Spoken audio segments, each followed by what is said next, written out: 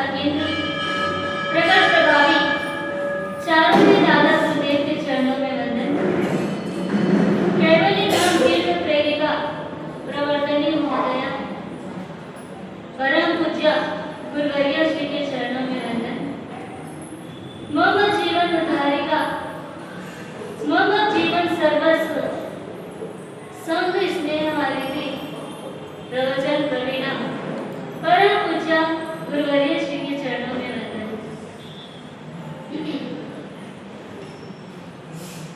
धर्म प्रेमी बंधु माता एवं हम प्रतिदिन जिन वाणी के माध्यम से अपने भीतर झांकने का प्रयास कर मेरे भीतर कितने राग द्वेष के कचरे भरे हुए हैं, वो राग द्वेष के कचरे को प्रतिदिन निकालने का प्रयास और पुरुषार्थ चालू है, क्योंकि एक चाबी मिल गई है। वो चाबी कौन सी है? तो गुरु भगवत ने दिया ज्ञान सार। ये ज्ञान सार एक ऐसी चाबी है जिसके माध्यम से हम अपने भीतर झांक सकते हैं, देख सकते हैं कि मेरे भीतर कितने दोष हैं, मेरे भीतर कितने राग द्वेष के कचरे भरे पड़े हैं। जब एक बार व्यक्ति झांक लेता है तो उसको लगता है कि मेरे भीतर कितना कचरा है, और कचरा जब पसंद ना हो तो तुरंत झाड़ू लेकर के वो सफाई करता है। वैसे ये ज्ञान सार एक चाबी है, यानी पूरे आगम का सार क्या? ज्ञान सार। दूध का सार क्या? दूध का सार क्या? घी मिल जाए तो उसको लगता है कि मुझे बहुत कीमती चीज मिल गया, पहले की मेहनत करने की जरूरत नहीं पड़ी। वो दूध खरीदना, जमाना, पिलोना, वो मेहनत करने का काम नहीं है। वैसे ये आगमों का मंथन करके जो सार निकाला गया, वो हमको वो सार प्राप्त हुआ है। कितने किस्मत वाले हम कि ज्ञान सार अपने को प्राप्त हुआ है। ये ज्ञान सार के माध्यम से महोपाध्याय यशो विजय जी महाराज फरमाते हैं कि परमात्मा के प्रति हमारी भक्ति कैसी होनी चाहिए। दूसरे अध्याय में मग्नता की बात करते, डुबकी लगाने की बात कर रहे हैं। डुबकी लगाना, पर कहां पे लगाना? कहां पे डुबकी लगाना चाहिए? हाँ, जहां पे व्यक्ति स्वच्छ हो सके, निर्मल हो सके, ऐसी जगह पर वो व्यक्ति डुबकी लगाता है। जहां पे कीचड़ हो वहां पे डुबकी लगाने जाएगा क्या? वो नहीं जाएगा। वैसे परमात्मा की भक्ति करनी है, और परमात्मा की भक्ति करते करते हम निर्मल हो सकते हैं, क्योंकि परमात्मा स्वयं निर्मल है। और ऐसे स्थान पर आकर के जब व्यक्ति भक्ति करता है तो क्या होता है? वो स्वयं भी निर्मल हो जाता है। लैबोरेटरी में एक व्यक्ति, एक वैज्ञानिक न्यूटन नाम के प्रयोग कर रहे थे कुछ। उसी समय उनका एक मित्र आता है और देखता है कि मेरा मित्र न्यूटन अपने प्रयोग में बहुत मग्न है, और दूसरी तरफ नजर करके देखता है तो टेबल पे एक थाली में भोजन परोसी हुई है। उस मित्र को भूख लगी हुई थी, वो टेबल पर बैठ करके थाली में परोसी हुई भोजन कर लेता है, खा लेता है, और वहां से उठ करके दरवाजे के पीछे खड़े होकर के वो अपने मित्र को देखता है। वो मित्र को देख रहा है। जब मित्र का प्रयोग पूरा होता है, वो भी उठ करके वो टेबल पर आता है भोजन करने के लिए, पर जैसे देखता है थाली तो खाली है, और बोलता है, अरे मैं तो जीव लिया। और ऐसा बोल करके वापस वो अपने प्रयोग में लग जाता है।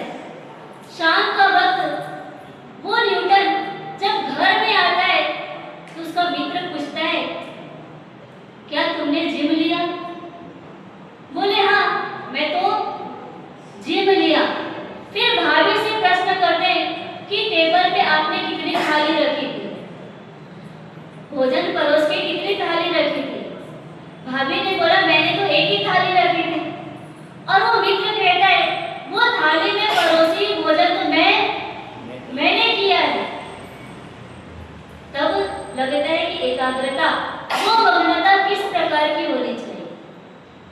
यानी व्यक्ति जब एक काम में भिड़ जाता है तो दूसरी चीज उसको समझ में नहीं आती है। एक संत ऐसे ही थे, वो प्रतिदिन परमात्मा की भक्ति करते थे। जैसे ही भोजन करने के लिए बैठा, दाल में नमक नहीं था। पत्नी को आवाज लगाई, गुस्से में बोला, दाल में नमक नहीं डाली, दाल फीकी बनी है, क्या सब रस खत्म हो गया है? सब रस का मतलब क्या होता है? सब रस का मतलब क्या? जिसके बिना स्वाद नहीं आता। मतलब किसके बिना स्वाद नहीं आता? नमक के बिना स्वाद नहीं आता। भले उस सब्जी में, उस दाल में घी, तेल जिसे भी बघारा हुआ है, सरसों, मिर्ची, सब चीज लगा हुआ है, पर अगर नमक नहीं है तो स्वाद नहीं है। वो संत चिल्लाने लगते हैं, क्या सब रस कम हो गया है घर पे? उनकी पत्नी प्रेम से कहती है कि सब रस कम नहीं हुआ, आज हरी रस कम हो गया। क्या हो गया है? सब रस कम नहीं हुआ, आज हरी रस कम हो गया है। हरी रस कम हो गया मतलब प्रतिदिन तुम जो हरि की भक्ति करते थे और उस समय में दाल परोसती थी, तो मैं प्रतिदिन बिना नमक के, बिना सब रस के ही दाल परोसती थी। और जब आपका हरि रस मजबूत होता था, आप भक्ति में डूबे हुए होते थे, तो वो आपको समझ, वो स्वाद आपको पता नहीं चलता था। आज आपका हरि रस कम हो गया है, इसलिए वो स्वाद समझ में आ रहा है। यानी बोलते हैं ना, अगर परमात्मा के प्रति प्रेम करना हो तो पदार्थ के प्रति का प्रेम छोड़ना पड़ता है। भजन के प्रति अगर राग है तो भोजन के प्रति का राग क्या करना पड़ेगा? छोड़ना पड़ेगा। भजन के प्रति रस होता है तो भोजन के प्रति नीरस होना पड़ता है। अगर भोजन के प्रति रस है तो व्यक्ति को भजन के प्रति नीरस हो जाता है। ये रस और विरस, अब हमको चयन करना है कि किसके प्रति अपने को रस ले। परमात्मा के प्रति रस लेना है, परमात्मा की भक्ति में डूबना है कि पदार्थ में डूबना है? क्या चाहिए आपको? अगर व्यक्ति को पदार्थ चाहिए होता है तो उसके लिए वो क्या करते हैं? सुबह से शाम मेहनत करते हैं। और जिसको परमात्मा के प्रति प्रेम होता है ना, तो उसको पदार्थ के बारे में कोई सामने आकर के बात करता है ना, उसको बिल्कुल पसंद नहीं आता। ये पुद्गल के बारे में, ये जड़ पदार्थों के बारे में सुनना मुझे बिल्कुल पसंद नहीं। न वो व्यक्ति स्वयं बोलता है और न वो सुनना पसंद करता है। जब आप उसके सामने बोलो कि ये मिठाई बहुत अच्छी बनी है, इसको एक बार टेस्ट करके देखो, तो तुरंत उसका दिमाग सनक जाता है। बोले किसके बारे में? ये जड़ पदार्थ के बारे में इतनी प्रशंसा कर रहे हैं, और हमारे भीतर जो आत्म तत्व है उसके अंदर कितना स्वाद भरा हुआ है, उसका स्वाद कभी लिया नहीं, इसलिए इसको पता नहीं है। जैसे व्यक्ति को जब तमिल भाषा नहीं आती, कन्नड़ की भाषा नहीं आती, तब उसके सामने अगर कोई तमिल की भाषा में बोले, कन्नड़ की भाषा में बोले, तो सुनना अच्छा लगता है? क्यों अच्छा नहीं लगता? क्योंकि उसको वो समझ में नहीं आता है, और उसकी भाषा में बोले तो ध्यान से, इंटरेस्ट से वो सुन लेगा। वैसे जब व्यक्ति को परमात्मा के प्रति प्रेम हो जाता है और पुद्गलों के प्रति प्रेम नहीं होता, और कोई व्यक्ति आकर के पुद्गल के बारे में ही, नाशवान पदार्थों के बारे में ही प्रशंसा करता है, तो व्यक्ति को पसंद नहीं आता है। और आप सुबह से शाम क्या करते हो? किसकी चर्चा चलती है आपके घर पे? सुबह उठते साथ ही स्नान करने जाते हो, पेस्ट किया, दांत की सफाई की, नहाने गए, स्नान करने गए, शरीर की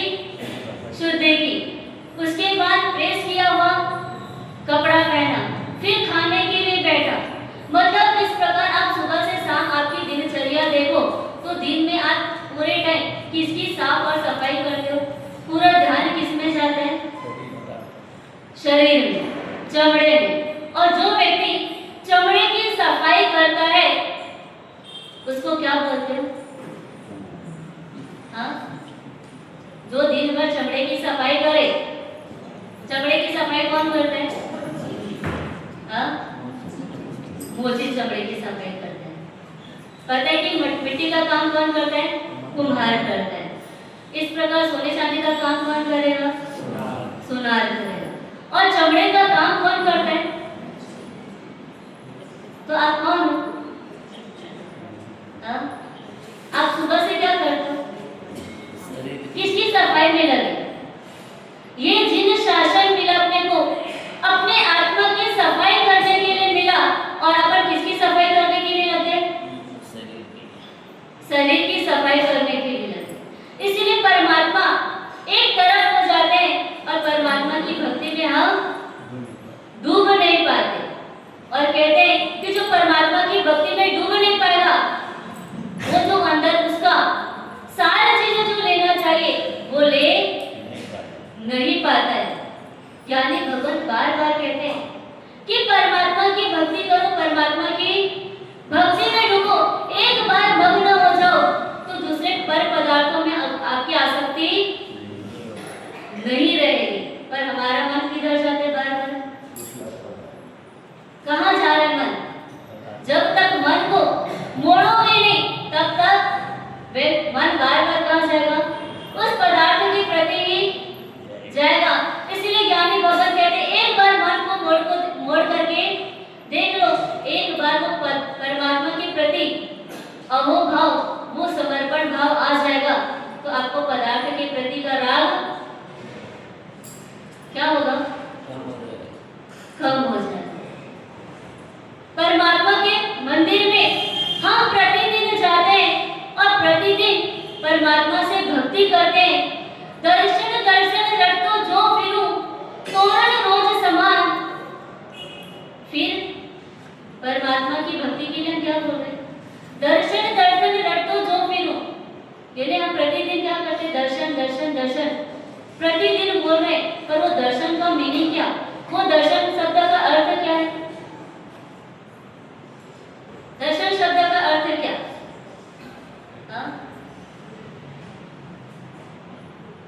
कहीं आप पिक्चर देखने जाते हो वहां पे दर्शन शब्द यूज करते हो?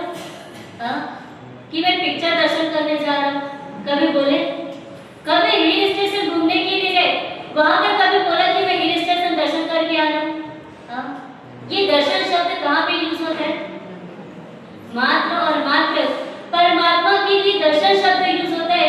वो गुरु भगवत के लिए दर्शन शब्द यूज होता है। आप बोलते हैं कि मैं महाराज के दर्शन करके आ रहा हूँ, मैं मंदिर दर्शन करके आ रहा हूँ, तो ये दर्शन शब्द क्या?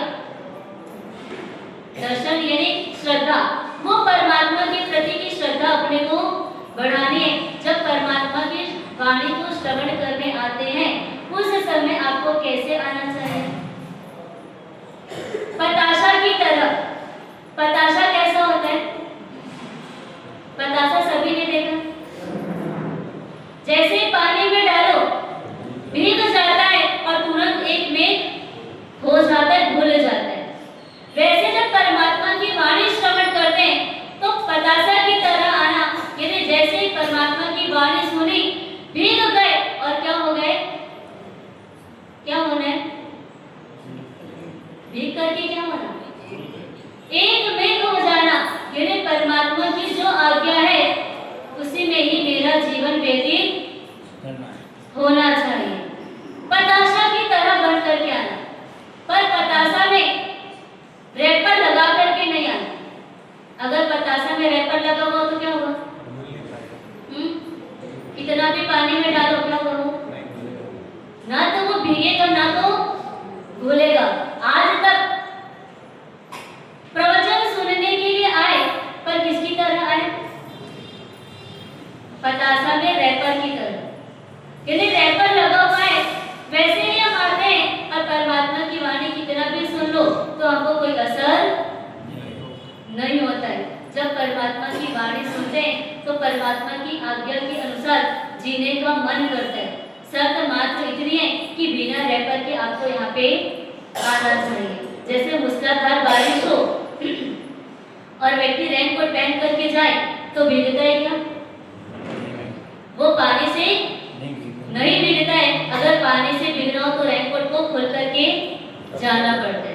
वैसे परमात्मा की वाणी में भीगना हो तो जो बाहर का आवरण लगा हुआ है, आपको लगता है कि हम तो प्रवचन प्रूफ हो गए, आप कितना भी बोलो हमको कुछ असर नहीं होता है। पर ये परमात्मा की वाणी हमको बहुत सागर से तिराने वाली, इतनी श्रद्धा के साथ हम श्रवण करेंगे तो निश्चित रूप से हमारा विस्तार होगा।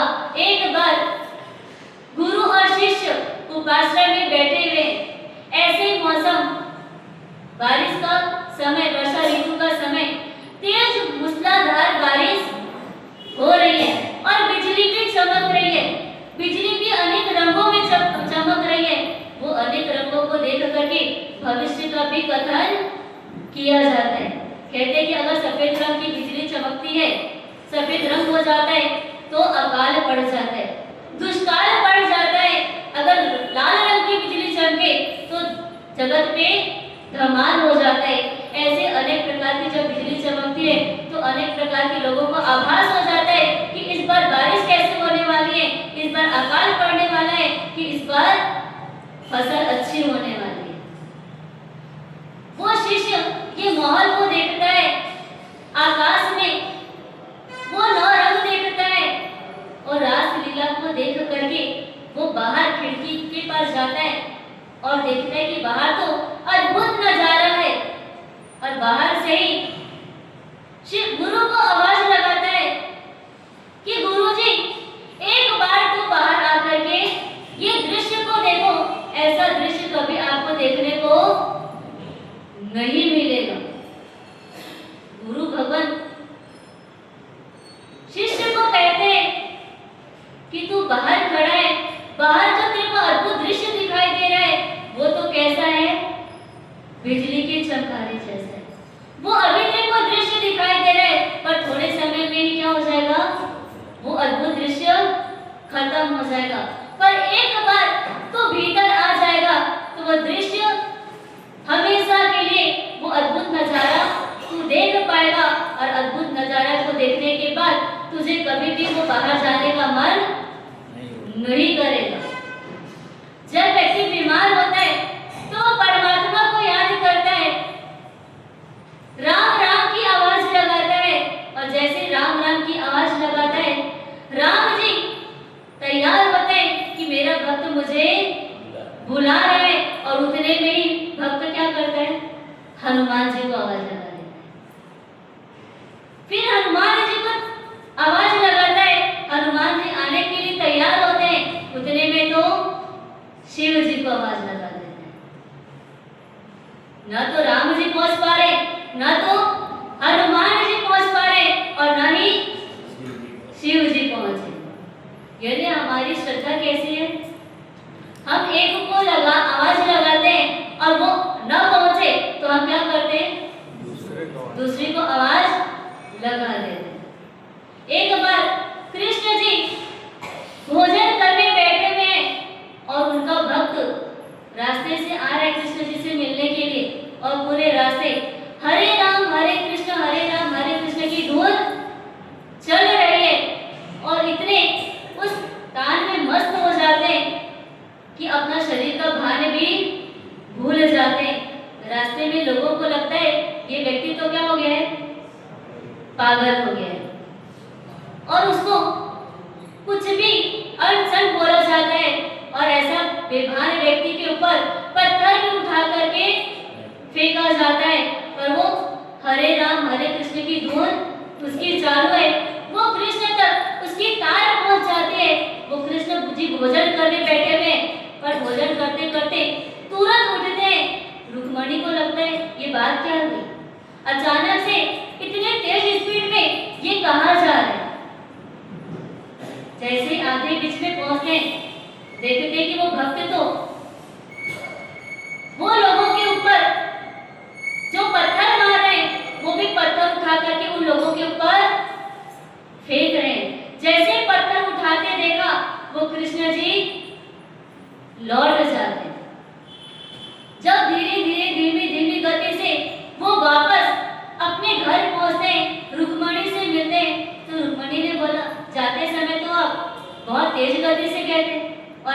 समय क्या हुआ? इतनी धीमी गति कैसे हो गई आपकी? कृष्ण जी कहते हैं कि भक्त मुझे बुला रहा था और वो भक्त की रक्षा में मैं जा रहा था, पर मैंने देखा कि वो भक्त तो क्या किया, स्वयं अपनी रक्षा करने के लिए तैयार हो गया। उसने तुरंत पत्ता उठा लिया, तो मुझे वहां पे मेरी रक्षा की, उन लोगों से रक्षा करने की जरूरत ही नहीं पड़ी। ऐसे परमात्मा की भक्ति करते और परमात्मा की भक्ति करते करते जब व्यक्ति एक बार पर पदार्थों की तरफ मुड़ जाता है तो परमात्मा भी रक्षा करने के लिए पहुंचेंगे क्या? नहीं पहुंचेंगे। और जब हम धर्म करते हैं, जब धर्म करते हैं तो ऐसा लगता है कि हमारे जीवन में किसी भी प्रकार का दुख नहीं आना चाहिए। धर्म क्यों करना? धर्म क्यों करना? सामायिक करते, पूजा करते, माला फेरते, उसका रिजल्ट क्या चाहिए? आत्मा तक पहुंचने। हाँ? आत्मा तक पहुंचने, ऊपर तक। आत्मा तक पहुंचने की बात तो बहुत दूर रहती है। उसके पहले आपको क्या चाहिए रहता है?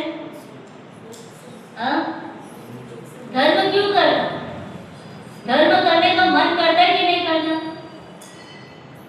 हमारे साथ धर्म करने का मन तो जैसे माला फेरने बैठते ना, मन लगता ही नहीं, तो माला फेरने से मतलब क्या? जब मन लगेगा तब माला फेर लेंगे, मन लगेगा तब माला फेरने की जरूरत पड़ेगी क्या? हाँ? अगर आपका मन लग ही गया परमात्मा में और परमात्मा की भक्ति में डूब ही गए हो तो माला फेरने की जरूरत पड़ेगी?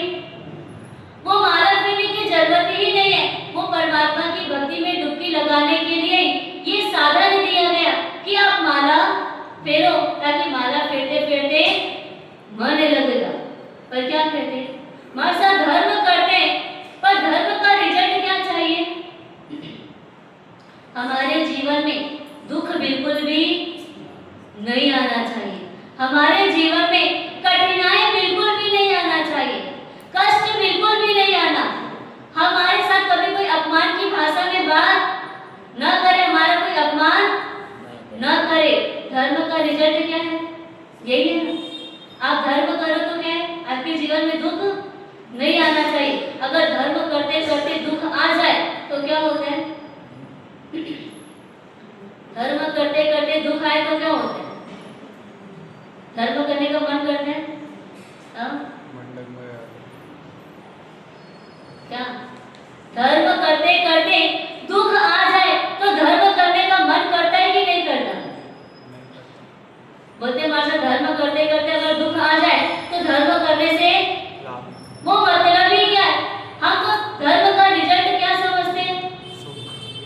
सुख मिलना चाहिए, वो संपत्ति मिलना चाहिए, हमको प्रसन्नता मिलना चाहिए, हमको आनंद मिलना चाहिए। पर वो नहीं मिले तो व्यक्ति धर्म करना छोड़ देता है। यानी धर्म ज्ञानी भगवान कहते हैं, आप इतना बड़ा बंगला बनवाते हो, बंगले में कुआं भी, मतलब बाहर में आपके यहाँ पे कुआं भी खुदवाई की जाती ताकि पानी आपको बराबर मिलता रहे, तो क्या आपके घर पे कभी आग लग सकती कि नहीं लग सकती?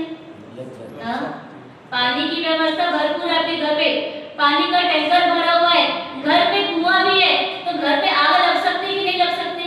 लग सकती। क्यों लग सकती जब पानी का टैंकर आपके घर पे हो? हाँ? कुआं भी खोद के रख लिया है, पानी का टैंकर भी पूरा पानी से भरा हुआ है, तो आग क्यों लगेगी? क्यों लगेगी आग?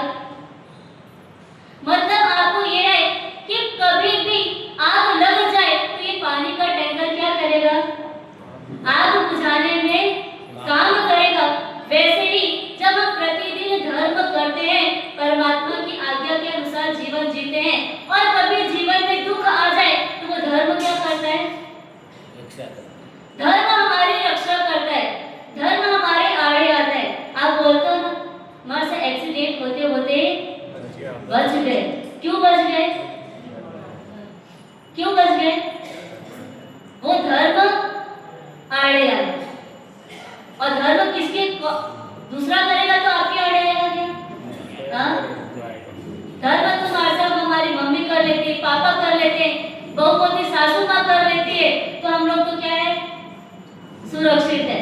तो दूसरों का धर्म किया हुआ आपको सुख देगा क्या? नहीं देगा। नहीं देगा। यदि कभी भी आग लग जाए तो पानी जैसा काम करता है वैसे जीवन में कभी दुख आ जाए तो उसके लिए धर्म क्या है, वो पानी के जैसा काम करता है। यदि धर्म राग द्वेष को खत्म करने के लिए है, समभाव में लाने के लिए धर्म किया जाता है। परमात्मा के मंदिर में आप जब पक्षाल करते हो, एक धारा में आपको लगता है कि परमात्मा का पक्षाल होना चाहिए। पक्षाल करते करते अगर धार टूट जाए तो क्या हो जाता है? एक धार में परमात्मा की पूजा होनी चाहिए और एक धार में परमात्मा की पूजा करते करते अचानक से वो धार टूट जाती है, आपके भीतर क्या होता है? आप भी टूट जाते हैं। पर ज्ञानी भगत क्या कहते हैं? चित्त प्रसन्न रे पूजन फल गयो रे, पूजा अखंडित रे, कपट रहित तैया तम अर्पणा रे, आनंद घन पद रे। चित्त प्रसन्न रे पूजन फल गयो। पूजन का फल क्या है? पूजन करना धर्म है और पूजन का फल क्या है? चित्त की प्रसन्नता। वहां पर अगर धार टूट गई तो अपन भी टूट जाते हैं, पर वो तो एक माध्यम है कि अपने को टूटना नहीं चाहिए। आप परमात्मा के मंदिर में कितनी देर रहते? कितने देर परमात्मा की पूजा करते हो? कुछ समय मतलब 15 मिनट, 20 मिनट, आधी घंटा, 1 घंटा कि 12 घंटा? कितने घंटे परमात्मा के मंदिर में रहते? मतलब 12 बजे के बाद तो मंदिर में क्या हो जाता है? मंगल हो जाता है। तो हमको तो मंदिर के बाहर रहना होता है और हम पूरे घंटे हम परमात्मा की पूजा नहीं कर सकते। अगर पूजा करने बैठे भी तो हमारा मन लगने वाला नहीं है। तो हम मात्र आधे घंटा, 1 घंटा परमात्मा की पूजा करते हैं। तो परमात्मा की पूजा कर रहे हैं तो पूजा करने का रिजल्ट क्या आना चाहिए? 0 आना क्या चाहिए? आता तो 0 है पर आना क्या चाहिए? चित्त की प्रसन्नता। यदि पूजा करने के बाद जब घर जाओ और जो काम आप बोल करके रखे हो या जैसी आपकी अपेक्षा है कि घर में ये काम व्यवस्थित होना चाहिए और वो काम व्यवस्थित ना हो तो आपकी प्रसन्नता समाप्त हो जाती। टिकनी चाहिए पर टिकती नहीं। मतलब आपकी पूजा क्या होगी? आज की फेल होगी। तो दूसरी बार पूजा करोगे कि नहीं? हाँ, आज तो पूजा की और पूजा की प्रसन्नता जो होनी चाहिए वो खंडित हो गई तो दूसरे दिन पूजा करना कि नहीं करना? करनी तो चाहिए। आज दुकान खोले, आज एक भी ग्राहक नहीं आया तो दूसरे दिन दुकान खोलना कि नहीं? हाँ, दूसरे दिन दुकान खोलेंगे। दूसरे दिन भी ग्राहक नहीं आए तो डेली दुकान खोलेंगे। आपको लगता है कि एक ना एक दिन ग्राहक आएगा ही आएगा। वैसे प्रतिदिन अगर परमात्मा की पूजा करेंगे तो क्या होगा? एक दिन वो प्रसन्नता जो धर्म का रिजल्ट मिलना चाहिए वो 100% मिलेगा ही मिलेगा। वो परमात्मा की ताकत है। जिन शासन में हमारा जन्म हुआ है तो हमारे भीतर भी जैनत्व आना चाहिए। जिन शासन में पैदा होने से हमारा मोक्ष निश्चित है। हाँ, सर्टिफिकेट मिल गया क्या कि जिन शासन में हमारा जन्म हो गया तो हमारा मोक्ष निश्चित है? इसके लिए हमको कोई धर्म करने की आवश्यकता नहीं है। ऐसा सोचा? सोचा तो नहीं कभी। तो धर्म करने स्टार्ट किया कि नहीं किया? जिस तरह से परमात्मा ने बोला वैसा। अगर जिन शासन में जन्म हुआ है तो मोक्ष हो सकता है पर अपने भीतर जिन शासन आना चाहिए। जिन शासन में हमारा जन्म हो गया इतने मात्र से मोक्ष नहीं मिलने वाला। अपने भीतर वो जिन शासन जन्म लेना चाहिए, वो जिन शासन पैदा होना चाहिए, वो परमात्मा की आज्ञा जब आप पैदा करोगे, परमात्मा की आज्ञा के प्रति वो श्रद्धा भाव पैदा होगा तो मोक्ष आपका निश्चित हो सकता है। कहते हैं कि मोक्ष में जाने के लिए भव्यत्व की छाप होना आवश्यक है। जो आत्मा भव्य आत्मा होती है वो ही मोक्ष में जा सकती है, पर ये जरूरी नहीं कि हर भव्य आत्मा मोक्ष में जाएगी। भव्य आत्मा रिजल्ट सर्टिफिकेट मिल गया, इसलिए मन में क्या आता है, बस हम धर्म करें कि नहीं करें, हमारा तो मोक्ष निश्चित है।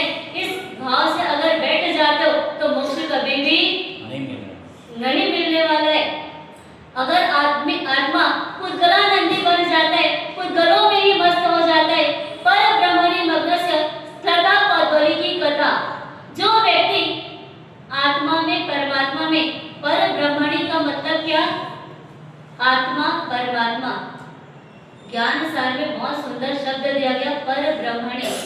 पर ब्रह्मणि यानी क्या, आत्मा परमात्मा।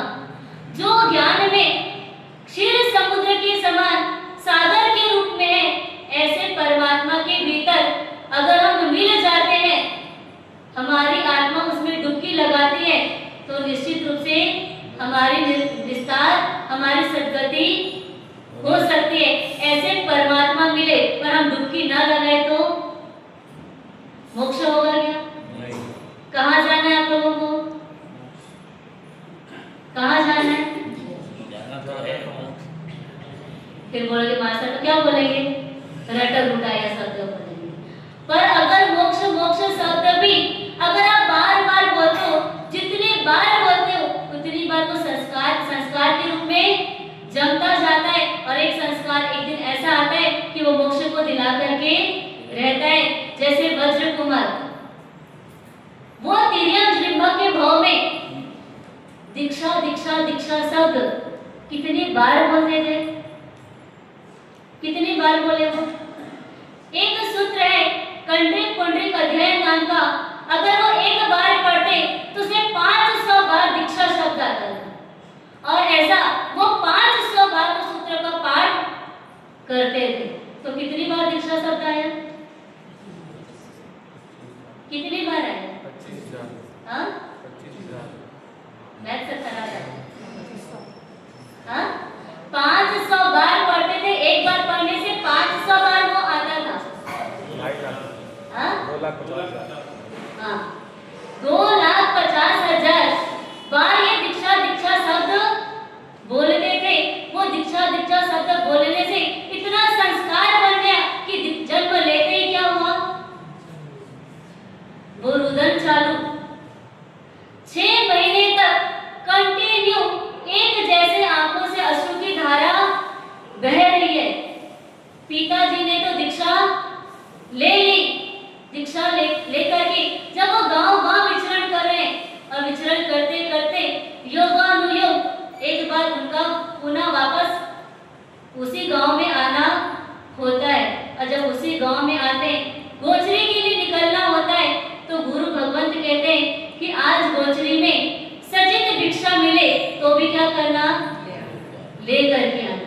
सचित भिक्षा चलती है कि गुरु भगवंत लोगों, हाँ कभी आपके घर से लिए सचित भिक्षा, कभी आप लोगों ने बहराया? हाँ किसने किसने बहराया सचित भिक्षा? एक बार हाथ उठाना, किसने किसने बहराया सचित भिक्षा? अरे अच्छे से तो हाथ उठाओ, डरते क्यों? हाँ एक ही परिवार, 2 परिवार, और सचित भिक्षा फौराने का अवसर आया हुआ है धमतरी में। यानी गुरु भगवान जब आप चातुर्मास में रहते हैं तो क्या कहते हैं, मास्टर हम बहुत दूर से लेकर के आए, हमारे यहाँ से कुछ तो बैठ लो, एक बादाम का पीस भी ले लो। पर गुरु भगवान क्या बोलते हैं, लाया हुआ नहीं लेते, मात्र लाया हुआ एक ही चीज ले सकते हैं, वो भी सचित चीज ले सकते हैं, अचित चीज लाया हुआ नहीं ले सकते। अगर लेना होता है तो जब ऐसे बिहार के रास्ते पे लेते हैं जहाँ पे अपने जैनों के घर नहीं आते, पर जिस गांव में रहते हैं और अपने जैनों के घर होते हैं तो वहाँ लाई हुई गोचरी नहीं लेते।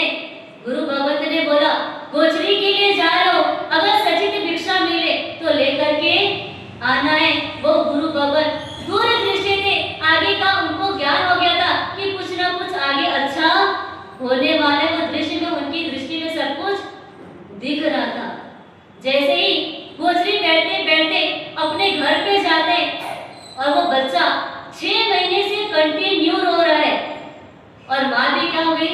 चुप कराते कराते सब तरीके से देख लिया बच्चे को चुप कराने के लिए, पर वो बच्चा चुप ही नहीं हो रहा है।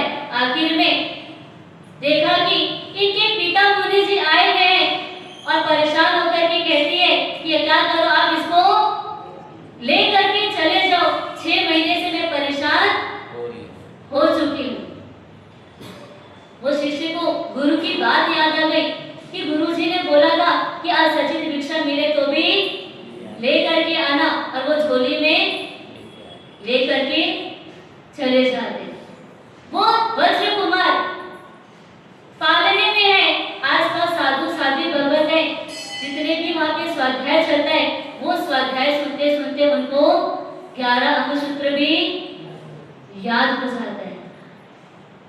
जब याद होता है उम्र बढ़ती है, जब रुदन बंद हो जाता है, तब माँ को लगता है कि अब मेरे बुढ़ापे का सहारा एक ही तो पुत्र है, मुझे लेने के लिए जाना चाहिए। अब वो लेने के लिए जाते हैं तो बच्चा आने को तैयार नहीं होता है। आखिर जज को बुलाया जाता है, जज भी सामने आता है, तो सबसे पहले प्रेफरेंस किसको दिया जाता है? माँ को दिया जाता है। अगर माँ बच्चे को अपने साइड बुला सकती है तो सबसे पहले चांस माँ को दिया गया। माँ को लगा कि बच्चे को अपनी तरफ आकर्षित करने के लिए क्या क्या चीज लेकर के जाऊं। अच्छे से अच्छे नए नए कपड़े खरीदे, नए नए आभूषण खरीदे, नए नए खिलौने खरीदे, नए नए खाने पीने के आइटम बना करके लेकर के जाती है। एक एक चीज बच्चे को दिखा रही है, पर बच्चा एक कदम बढ़ाने को तैयार नहीं। अब माँ का चांस तो पूरा हुआ, और जैसे ही पिता की बारी आती है, पिता के पास तो वो कुछ भी नहीं कि वो चॉकलेट दिखाए, वो कपड़े दिखाए, वो खिलौने दिखाए, उनके पास तो कुछ भी नहीं, मात्र एक रजोहरण का ऐसा बस किया, और वो वज्र कुमार फुल स्पीड से दौड़ते दौड़ते आ करके ऐसा कूद करके लपक करके क्या किया, वो रजोहरण को भी ले लिया और नृत्य करने लग गए। मतलब दीक्षा जो संस्कार पड़ा पूर्व भाव में 2,50,000 बार वो दीक्षा शब्द प्रतिदिन बोलते रहे। वो संस्कार इतना बना कि जन्म लेते ही क्या हुआ, दीक्षा के भाव जागृत हो गए। वैसे ही प्रतिदिन अगर हम भी दीक्षा शब्द बोलते रहे, मोक्ष ऐसा शब्द बोलते रहेंगे, तो क्या होगा, एक दिन वो संस्कार इतना गाढ़ा बनेगा और मोक्ष तक हम पहुंच सकेंगे। ये संस्कार बनाने का स्थान है। ये स्थान कौन सा है? संस्कारों को मजबूत करने के लिए। पर हम सोचते हैं कि बच्चे को लेकर के जाएंगे, उनके संस्कार मजबूत हो जाएंगे तो बच्चा हमसे दूर हो जाएगा। पर अगर सच्ची और अच्छी माँ बनना हो, माता पिता बनना हो, तो क्या करना, वो बच्चों के अंदर वो संस्कार आना ही चाहिए, और वो संस्कार इतना मजबूत हो कि वो अपने लक्ष्य को प्राप्त करे। इन्हीं शुभकामनाओं के